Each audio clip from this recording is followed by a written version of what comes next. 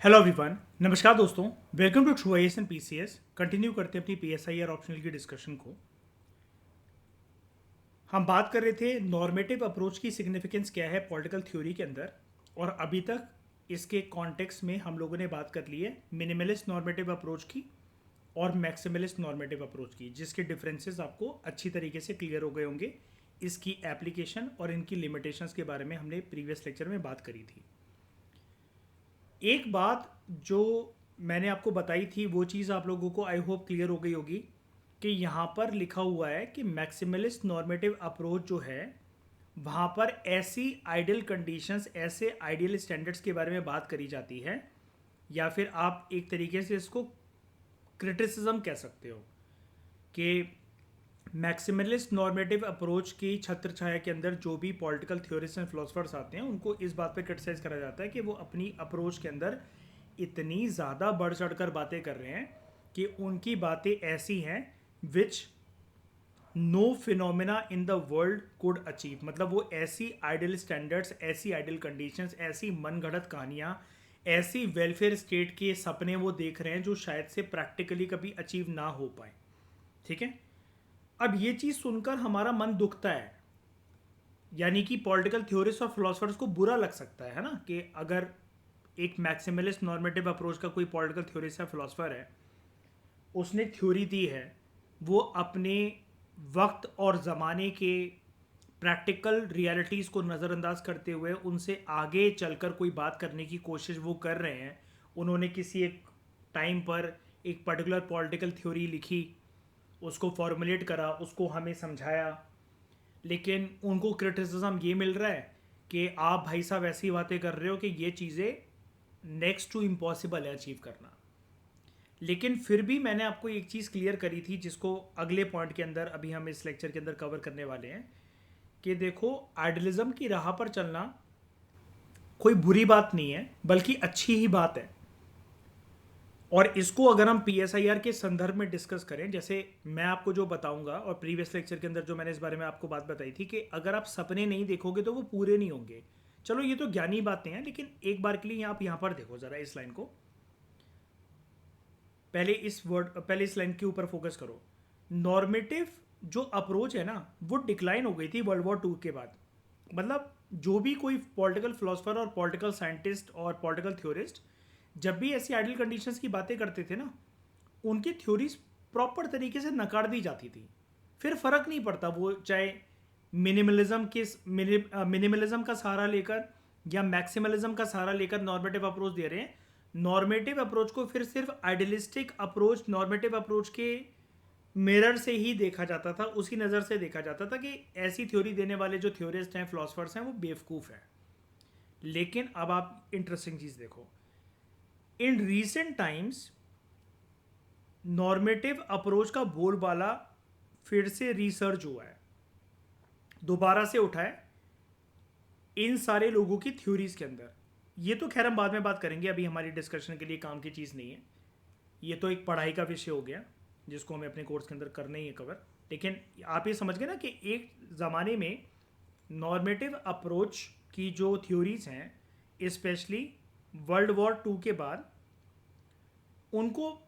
ऐसा माना जाता था कि मनगढ़ंत कहानियाँ हैं, ये अनअचीवेबल बातें हैं, फालतू में पॉलिटिकल थ्योरिस्ट फिलोसफर्स अपना वक्त ज़ाया कर रहे हैं, कुछ नहीं होना जाना ऐसी बातों से।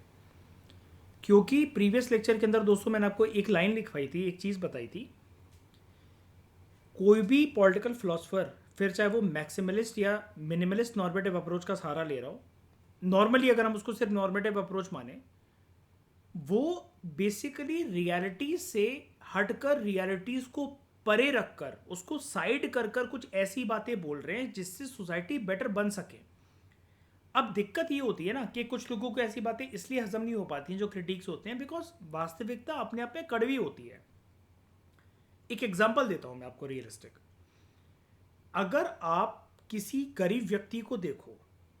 कोई व्यक्ति जो कि रिक्शा चला रहा है, मेहनत मजदूरी कर रहा है, दिहाड़ी की कमाई पर अपनी जिंदा है, आप एक मनरेगा वर्कर से ये बोलो कि अपना तुम सपना देखो, तुम्हारे पास आने वाले सालों के अंदर एक महल होगा, एक बंगलो होगा, तुम एक बहुत अमीर इंसान होगे, तुम्हारे बच्चे आईएएस ऑफिसर्स होंगे, तुम्हारे घर के बाहर फरारी लेम्बोर्गिनी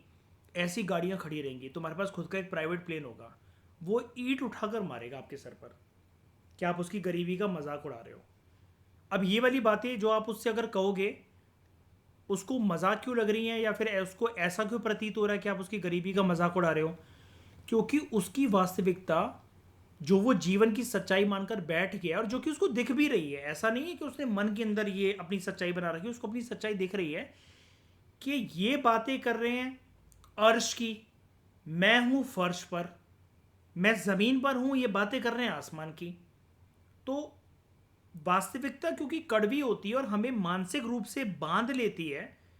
इसलिए समाज के लोग या जो नॉर्मेटिव अप्रोच के थ्योरीज को पढ़ते हैं और क्रिटिक्स बन जाते हैं फिर उन नॉर्मेटिव अप्रोच को देने वाले फिलोसफर्स के,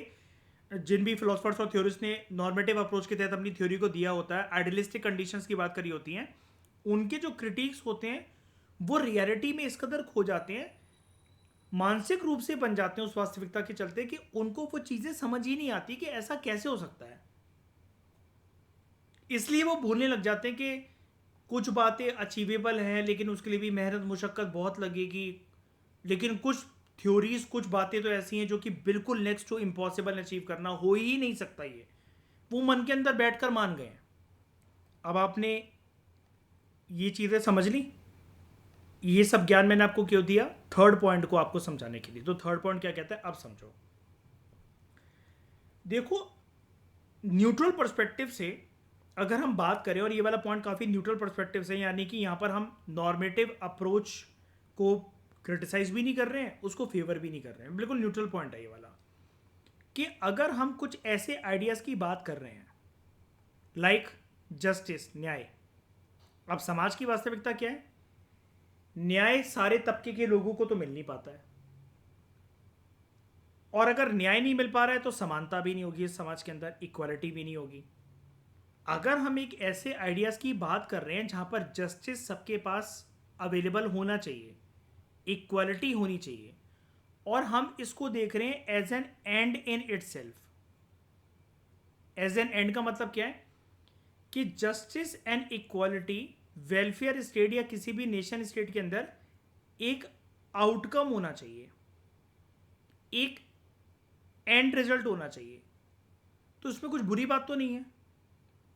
अब प्रैक्टिकलिटी से ये दोनों चीज़ें अलग रहती हैं। जस्टिस इक्वालिटी, ऐसा कोई देश नहीं है कि जहाँ पर सारे लोगों को जस्टिस मिल रही हो और वो कंट्री की अर्थव्यवस्था की हालत ऐसी हो कि जहाँ पर सभी लोग समान हो, रिच पुअर का गैप ही ना हो, सारे लोग इक्वल हो किसी भी फील्ड के अंदर, ऐसा तो हो ही नहीं सकता। नॉर्मेटिव अप्रोच एटलीस्ट कोशिश तो कर रही है।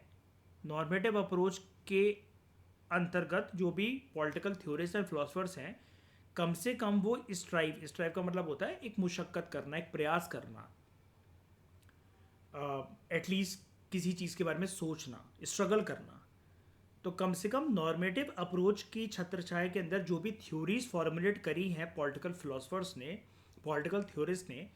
एटलीस्ट वो इस चीज़ के ऊपर सोच विचार तो कर रहे हैं ना कि अभी परफेक्ट ऑर्डर नहीं है, और शायद से वो परफेक्ट ऑर्डर किसी समाज की पहचान होता भी नहीं है, आ नहीं पाता कभी, लेकिन कम से कम इसके बारे में सोचा तो जा रहा है, बात तो करी जा रही है, लोगों के मन में ये वाली बात, विचारधारा ठूसी तो जा रही है कि एक परफेक्ट ऑर्डर होना चाहिए पीस का एंड प्रॉस्पेरिटी का। अगर इसके बारे में बात ही नहीं होगी तो हम इस परफेक्शनिज्म की तरफ जाएंगे कैसे। अब देखो क्या होता है, नॉर्मल सी बात यहां पर आप कर लो, अभी तक आप इतना तो समझ ही गए होगे कि पॉलिटिकल थ्योरी जो हमारे पीएसआईआर का पार्ट है वो एथिक्स से काफ़ी हद तक रिलेटेड है ना, क्योंकि यहाँ पर जितने भी पॉलिटिकल थ्योरिस्ट हैं वो पॉलिटिकल फिलोसफर्स भी हैं उसके सामने,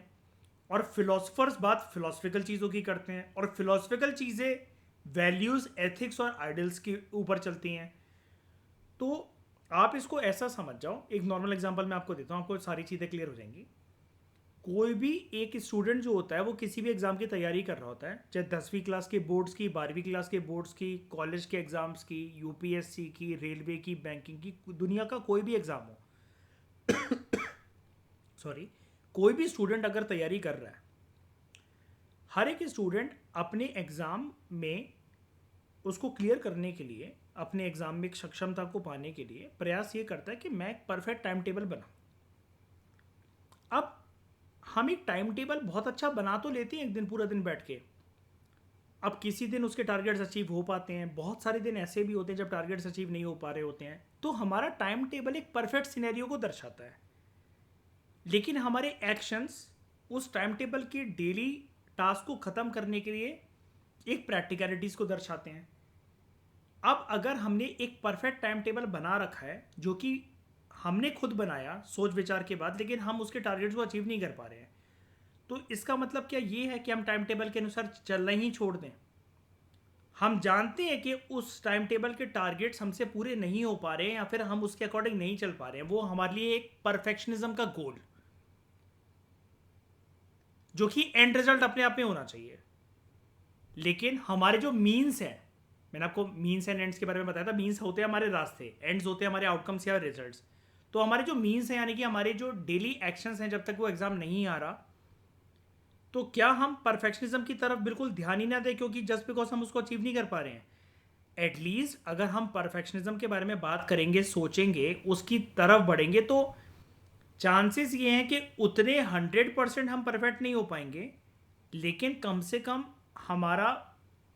बिल्कुल जो एंड रिजल्ट या आउटकम निकलेगा 65 to 75 परफेक्शनिज्म की तरफ तो हम पहुंचेंगे, चाहे भले ही 25% उस परफेक्शनिज्म को हम अचीव ना भी कर पाए हों। बेटरमेंट की तरफ तो बढ़ रहे ना एटलीस्ट। तो यही चीज आप अप्लाई करो यहां पर नॉर्मेटिव अप्रोच के अंदर।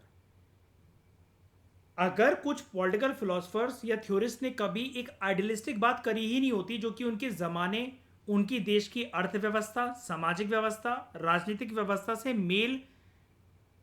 जो रियलिटीज़ हैं वो मेल नहीं खा रही हैं,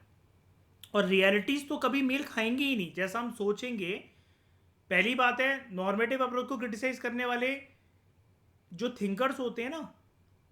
वो एक बात तो बिल्कुल मानते ही नहीं है कि उनके अकॉर्डिंग सोच विचार रखना ही पाप है। अब आप मुझे एक बात बताओ, दुनिया में कोई भी ऐसी चीज है कि जिसका विचार अगर आप अपने मनोवैज्ञानिक स्तर पर ना उतारो, in your mind, in your psychology, if that dream of achieving perfect, कोई भी चीज जो हो समथिंग परफेक्ट, अगर वो ड्रीम, वो सपना ही ना हो आपके दिमाग के अंदर, तो क्या आप कभी उसको अचीव कर पाओगे? क्या उसके पास पहुंच भी पाओगे? बिल्कुल नहीं। अब जैसे मैं आपको यूपीएससी का एग्जांपल बता रहा था प्रीवियस क्लास के अंदर, कि आप चाहो तो कंप्लेन कर सकते हो रियलिटी से, यार 365 दिन का समय होता है, हजारों लाखों बुक्स हैं, 1.5 लाख 2.5 लाख करंट अफेयर के टॉपिक्स होते हैं, क्लासेस लेनी होती हैं, घर में कंडीशंस ऐसी चल रही हैं कि एग्ज़ाम निकालना बहुत ज़रूरी है, कोई ना कोई निकले। अब रियलिटी तो आपको आपकी कड़वी लग रही है, तो क्या आप इसकी वजह से तैयारी करना छोड़ दो क्या? और अगर ऐसे सब लोग ही मान लें तो फिर यूपीएससी में रैंक 1 रैंक 2 क्यों लेकर आ रहे हैं लोग? या फिर एग्जाम को निकालने वाले अगर 800 900 सीटें, 1000 सीटें अवेलेबल हैं, तो उन सीटों पर कैंडिडेट्स फिट कैसे बैठ रहे हैं, वो सीटें भर कैसे पा रही हैं? तो आइडियलिज्म की राह पर जाना या नॉर्मेटिव अप्रोच को अपनाना, it is not at all wrong in any sense. जो इनके सपोर्टर्स होते हैं नॉर्मेटिव अप्रोच के, जैसे आपने नॉर्मेटिव अप्रोच दी, मैंने दी, तो यानी कि मैं रिस्पेक्ट करता हूं या मैं एटलीस्ट एग्री करता हूं कि आइडियलिस्टिक बातें होनी चाहिए, क्योंकि मैं भी वही थ्योरी देता हूं जहां पर सॉल्यूशन ओरिएंटेड, वे फॉरवर्ड की मैं बातें करूं। तो हम दोनों एक दूसरे की अप्रोच की इज्जत करते हैं, हम दोनों एक दूसरे की थ्योरीज की यानी कि इज्जत करते हैं। क्रिटिक्स ये कहते हैं पूरी वास्तविकता को लेकर चलो। तो अब आप एक चीज खुद देखो, अगर हम ऐसे आइडियाज की बात करते हैं जस्टिस एंड इक्वालिटी की, ये अपने आप में एक एंड है। हर एक सोसाइटी का सपना होता है कि यार लोगों को कंप्लीट तरीके से जस्टिस मिले, कंप्लीट तरीके से हमारे समाज में, हमारी अर्थव्यवस्था के अंदर इक्वालिटी हो। नॉर्मेटिव अप्रोच एटलीस्ट कोशिश तो करती है कि हम एक परफेक्ट ऑर्डर की तरफ पहुंच पाएं, जहां पर अगर हम इन गोल्स को 100% नहीं, 65%, 70%, 80% उस लक्ष्मण रेखा के पास अगर पहुंच भी पाए, तो कम से कम हम पीस और प्रॉस्पेरिटी को अचीव तो कर सकेंगे। अब इसका एक एग्जांपल मैं आपको दूं इंटरनेशनल रिलेशंस में, करंट सिचुएशन का। भारत इतनी डाइवर्स कंट्री है,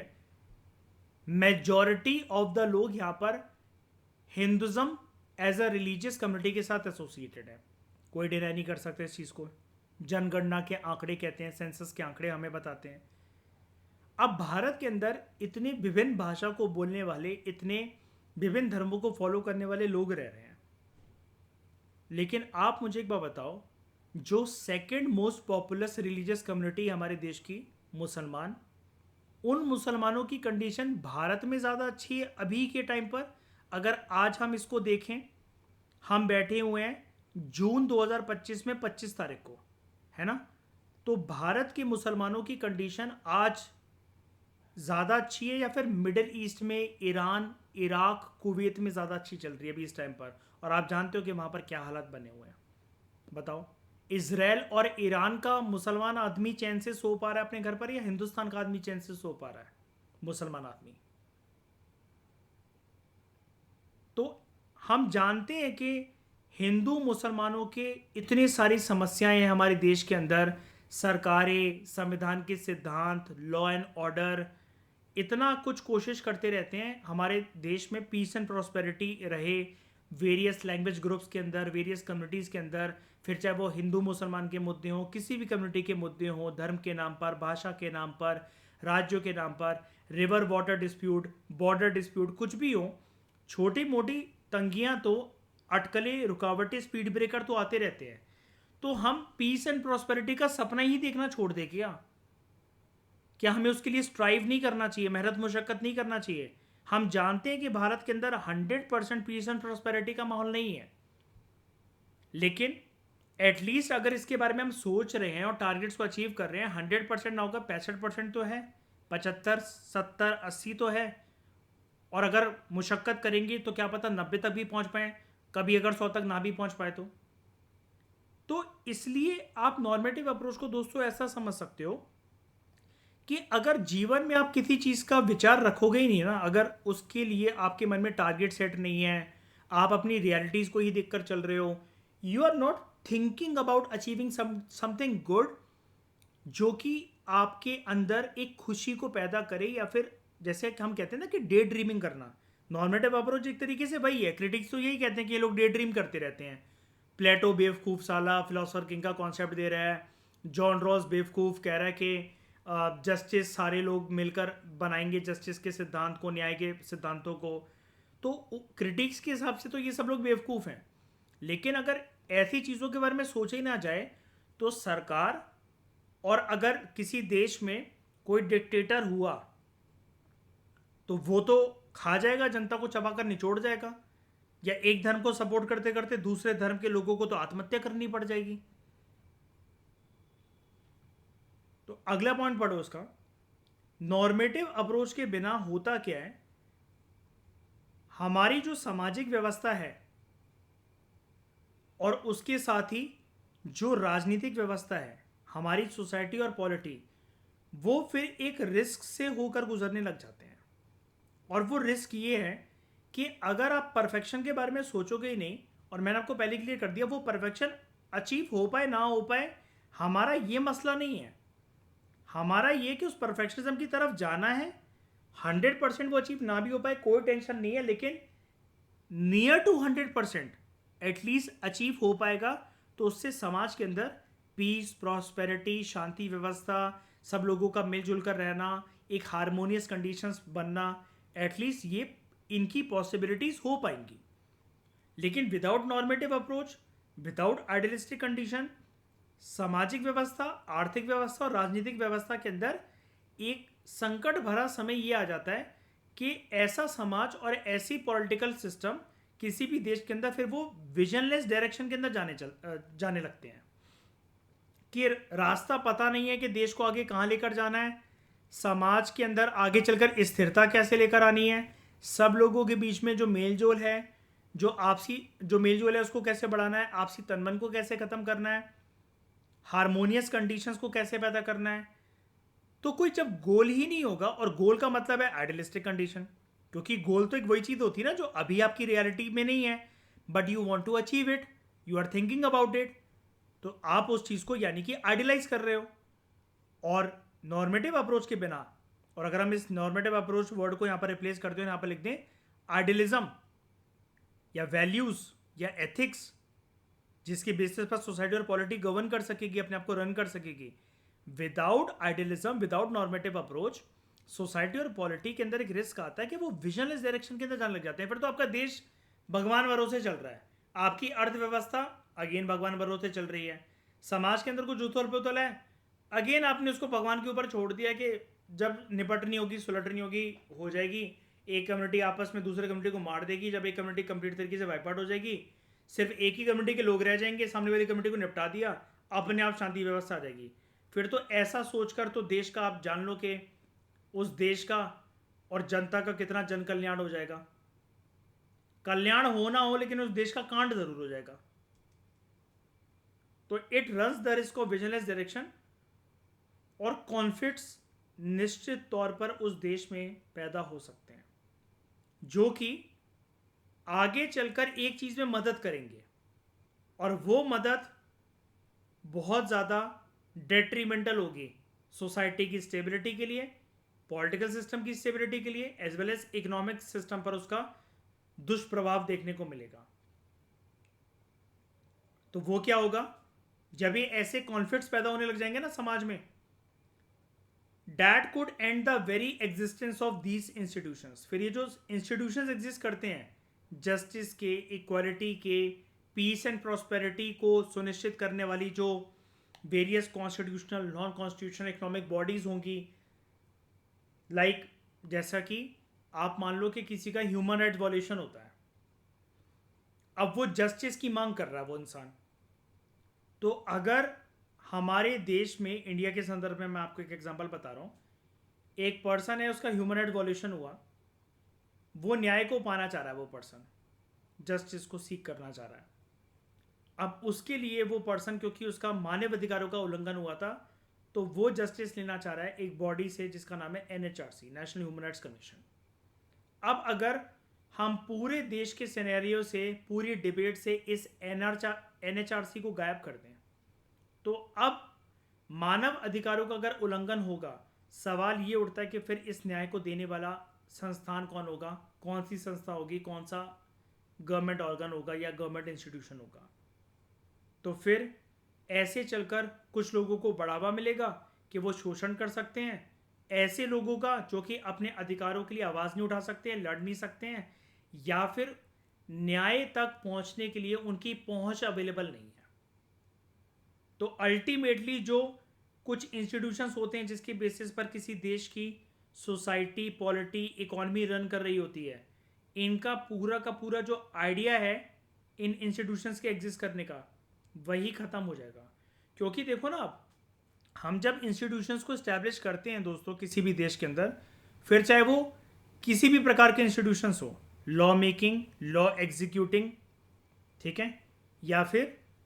एक तरीके से लॉ इम्प्लीमेंटिंग, या फिर ये देखना कि कोई भी लॉ कॉन्स्टिट्यूशन की बाउंड्रीज को क्रॉस तो नहीं करता है। लेजिस्लेचर, एग्जीक्यूटिव, जुडिशरी से डिराइव जितने भी अलग अलग प्रकार के ऑर्गन्स होते हैं, लाइक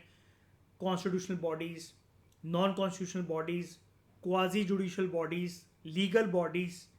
हम इन इंस्टीट्यूशंस की एग्जिस्टेंस के बाद भी तो इनकी इम्प्रूवमेंट की बात करते हैं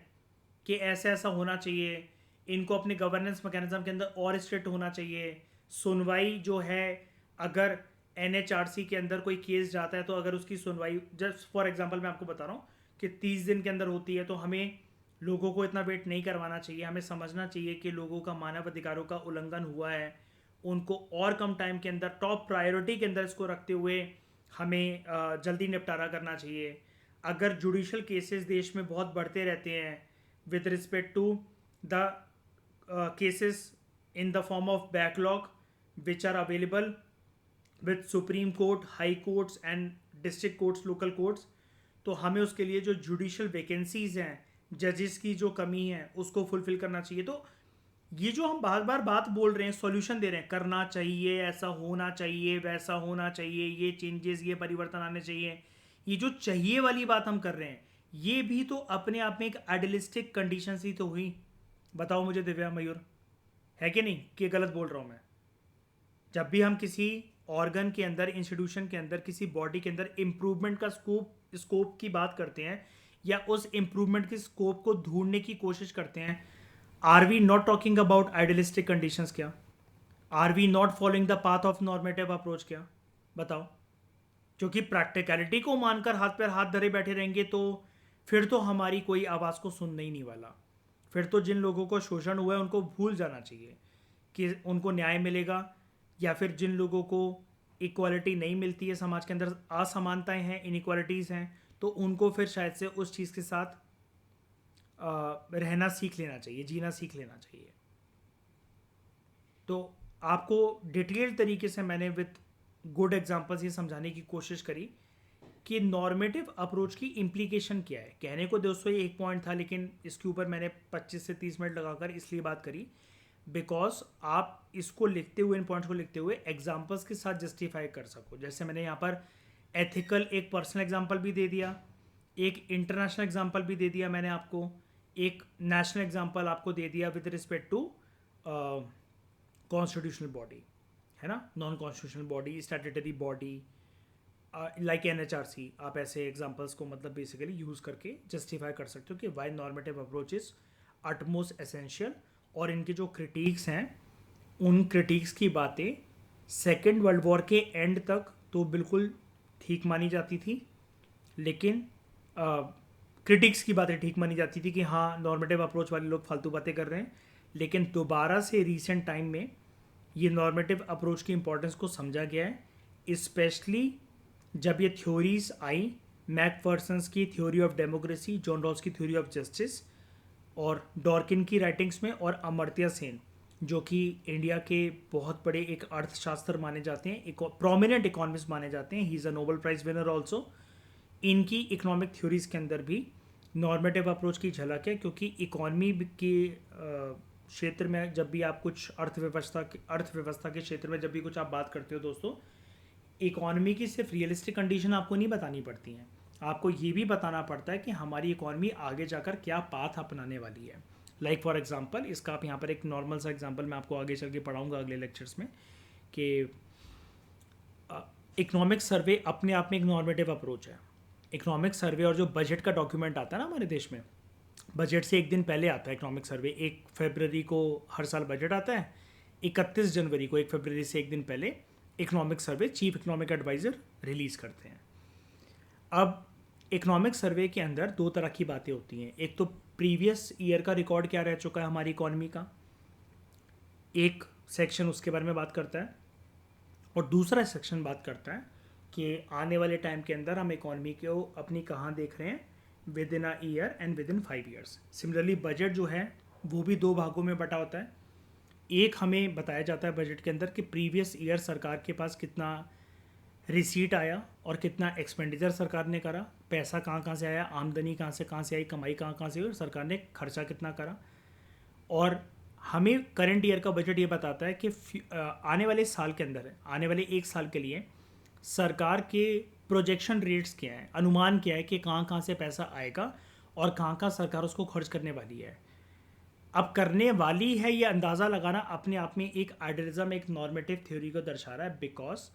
बजट के अंदर जो आने वाले साल के अंदर, देखो जो प्रीवियस साल हो चुका है उसके तो हमारे पास फिक्स रिकॉर्ड्स अवेलेबल रहते हैं लाइक रिसीट एंड एक्सपेंडिचर,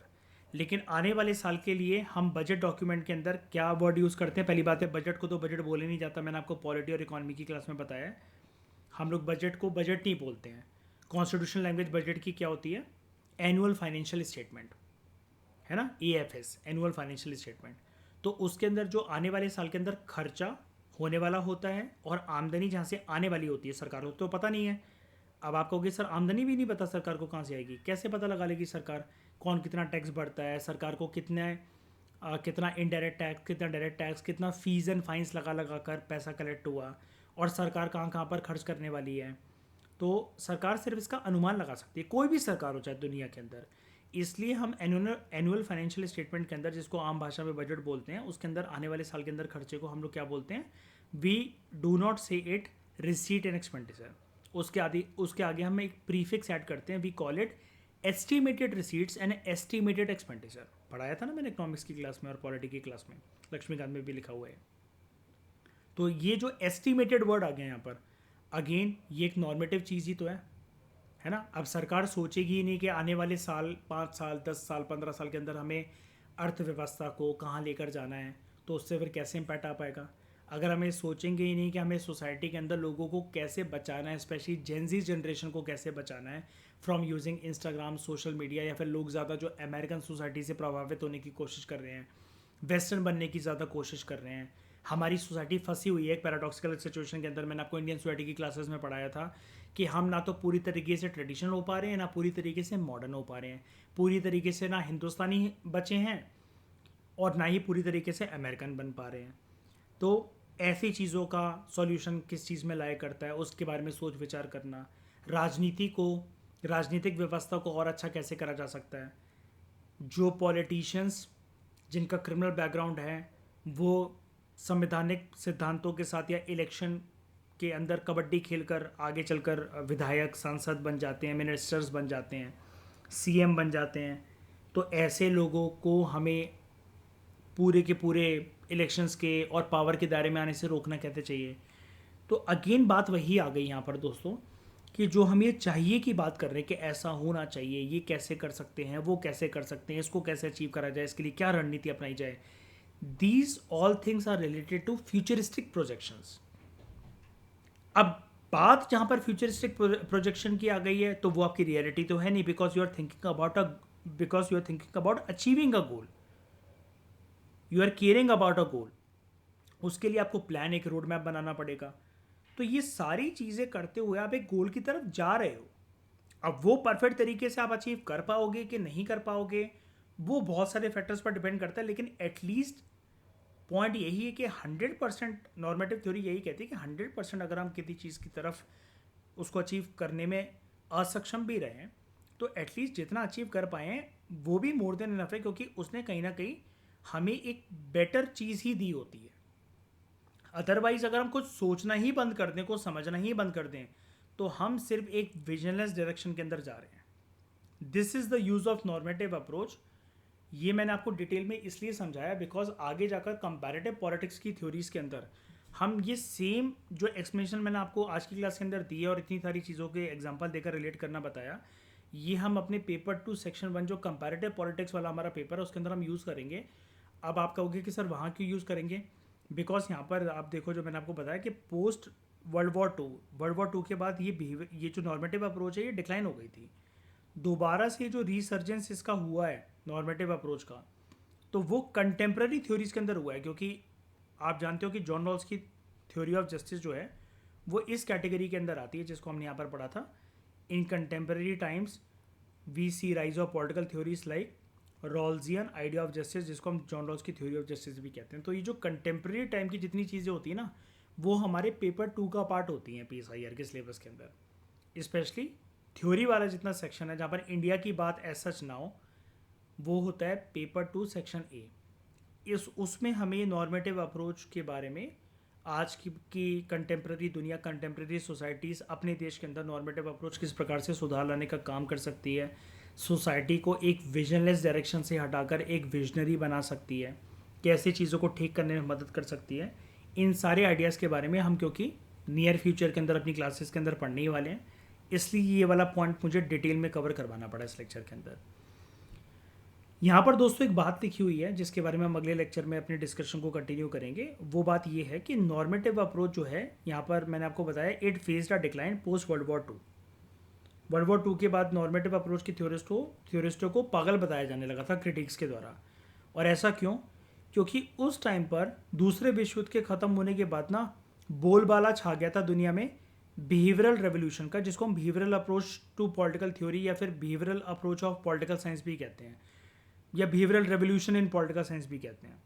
तो ये बिहेवियरल रेवोल्यूशन क्या है और ये कैसे ये वाली अप्रोच दुश्मन है नॉर्मेटिव अप्रोच की, इसको हम डिटेल तरीके से जानेंगे अगले लेक्चर में। इस डिस्कशन में दोस्तों फिलहाल इतना ही। Thank you very much for discussion.